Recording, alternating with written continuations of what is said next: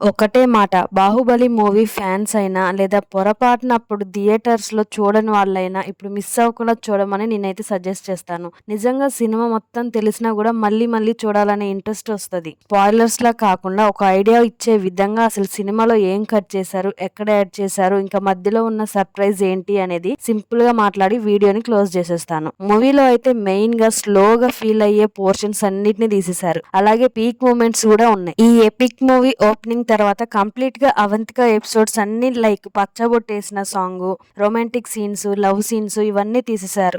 రాజమౌళి గారి background voice తో చెప్పేస్తారు ఇలా జరిగింది అలా జరిగిందని. ఇక డైరెక్ట్ గా అక్కడ నుండి మంచుకొండల ఫైట్ సీన్ తర్వాత శివుడు మాహిష్మతిలోనికి ఎంటర్ అయ్యేటప్పుడు ఒక సరికొత్త సీన్ ని ఇక్కడ యాడ్ చేశారు. ఇంతకు ముందున్న ఎంట్రన్స్ ఓల్డ్ సీన్ ని ఇప్పుడు యాడ్ చేసిన కొత్త సీన్ ని రెండు ప్యారలల్ గా చూపిస్తూ ఎన్హాన్స్ చేశారు. చాలా బాగుంది ఆ సీన్ అయితే. నెక్స్ట్ డైరెక్ట్ గా విగ్రహావిష్కరణ మళ్ళీ కట్ చేస్తే మమతల తల్లి సాంగ్ ని తీసేశారు.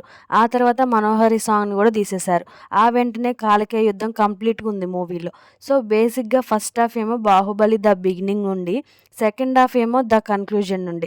ఇక్కడ ఇంటర్వెల్ లో Baahubali the eternal war part 1 అనే అప్కమింగ్ యానిమేషన్ ఫిల్మ్ యొక్క టీజర్ వేశారు. చాలా బాగుంది అది కూడా. సెకండ్ హాఫ్ లో చాలా ఫైట్ సీన్స్ ని కట్ చేశారు అండ్ కన్నా నిద్రించిన సాంగ్ కూడా తీసేశారు.